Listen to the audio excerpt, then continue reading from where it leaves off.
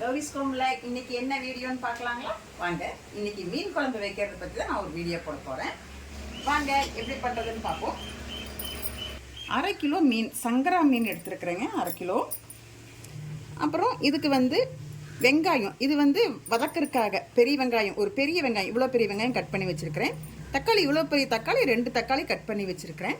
இது வதக்கும்போது போடுறதுக்காக. இது ஒரு 5 வரமிளகா. இது இப்படி தான் போடணும், ராவா. மெட்டீரியல் எல்லாமே ராவா எடுத்து அப்படியே பொடி பண்ணி போடுறது. 6 மிளகா, வரமிளகா எடுத்துருக்கிறேன். இதில் கொஞ்சம் இந்த அளவுக்கு மல்லி போட்டிருக்கிறேன், மல்லி போட்டு வறுத்துருக்கிறேன். அப்புறம் மிளகு இந்த ஸ்பூனுக்கு 1 ஸ்பூன் மிளகு, அதே மாதிரி சீரகம் இந்த ஸ்பூனுக்கு 1 ஸ்பூன் சீரகம் போட்டிருக்கிறேங்க. இதில் இவ்வளோதான் போட்டிருக்கிறேன். இப்போ இதில் பூண்டு பல் பாருங்கள், ஒரு 10-15 பல் நான் போட்டிருக்கிறேன். இன்னும் நீங்கள் வேணும்னா உங்கள் டேஸ்ட்டுக்கு அதிகமாக போட்டால் இன்னும் நல்லாயிருக்கும், போட்டுக்கலாம். நான் ஒரு 15 பல் போட்டிருக்கிறேன். தேங்காய் இந்த அரை மூடி தேங்காயில் பாதி தேங்காய் எடுத்து கட் பண்ணி வச்சுருக்கிறேன். சின்ன வெங்காயம் இவ்வளோ சின்ன வெங்காயம் உரித்து வச்சுருக்கிறேன். இதை எல்லாமே ஒன்றா அரைச்சிக்கணும், பச்சையாகவே அரைச்சிக்கணும். இதையும் பவுடர் பண்ணிக்கணும். அப்புறம் தேவையான உப்பு போட்டுக்கலாம். எண்ணெய் தாளிக்கிறதுக்காக புளி வச்சுருக்கிறேங்க, ஊற வச்சுருக்கிறேன். மாங்காய் கொஞ்சம் குழம்புல போடுறதுக்காக மாங்காய் கொஞ்சம் கட் பண்ணி வச்சுருக்கிறேன். இப்போ மீன் குழம்புக்கு இது தாளிப்புக்கு, மீன் குழம்புக்கு தேவையானது எல்லாமே நான் உங்களுக்கு சொல்லிட்டேன். இப்போ இதை நான் பேஸ்ட்டாக பண்ணி செஞ்சு வச்சுக்கிறேன். மீன் குழம்புக்குங்க, மீன் குழம்புக்கு இப்போ மண்பானை வச்சுருக்கிறேன். மண்பானையில் எண்ணெய் ஊற்றி நல்லா காய வச்சுருக்குறேங்க. காஞ்சிருச்சு. கொஞ்சம் மஞ்சத்தூள் சேர்த்திட்டேன், வெங்காயத்தில் போடுறேங்க. போட்டு நல்லா வதக்கணும். 2 மாங்காய் போட்டுக்கிறேன். மாங்காய் போட்டிருக்கிறேன். அதோடய தக்காளி போட்டு வதக்குறேன். கொஞ்சம் உப்பு போட்டுக்கலாம். லைட்டாக வதங்குறதுக்காக உப்பு போட்டுக்கிறேன். உப்பு போட்டு கொஞ்சம் நல்லா வதக்கலாம். பாருங்க, மாங்காய், வெங்காயம், பெரிய வெங்காயம், சின்ன வெங்காயம் போட்டு வதக்கலாம். எனக்கு பெரிய வெங்காயம் தான் போட்டிருக்கிறேன், எனக்கு நேரமின்மை காரணமாக. தக்காளி இதெல்லாம் போட்டு வதக்கும் போது சும்மா கமன் வருதுங்க. அப்படி இப்ப இந்த மசாலா பொடியை போடுறேங்க, நம்ம அரைச்சி மசாலா பொடியை. இது புளித்தண்ணி கரைச்சி ஊத்துறேன். மாங்காய் போட்டதுனால புளித்தண்ணி புளி கொஞ்சமா தான் ஊத்தி இருக்கிறேன். மாங்காயும் புளிப்பு தானே.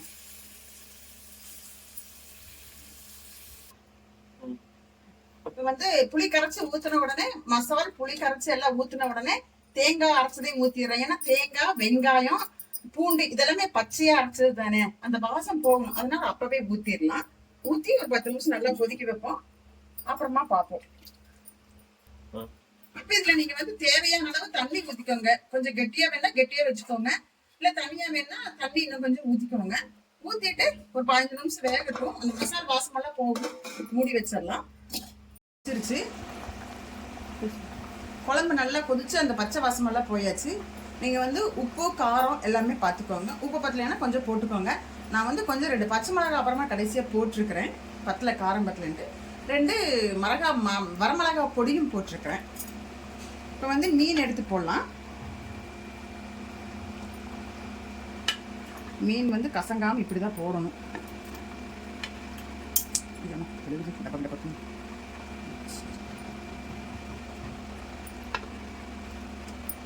போட்டு ஒரு 5 நிமிஷம் ஒன்றும் பண்ண வேண்டாம், கிண்ட விடக்கூடாது. 5 நிமிஷம் அப்படியே குழம்பு எடுத்து மேலே ஊற்றி தான் வேக வைக்கணும். குழம்பு மேலே எடுத்து ஊற்றி வேக வைக்கணும். ஊற்றினோன்னு அப்படியே விரிஞ்சிட்டு வருது.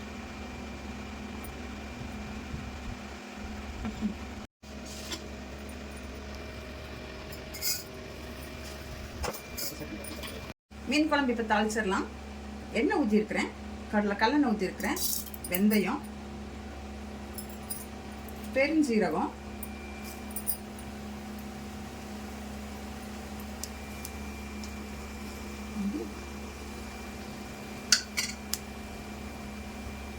வெங்காயம்,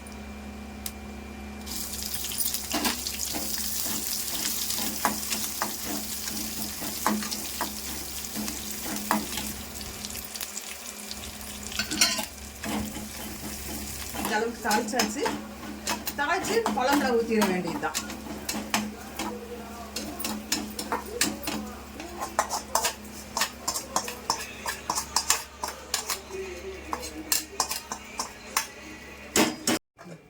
இப்போ மீன் குழம்பு ரெடி ஆயிடுச்சுங்க.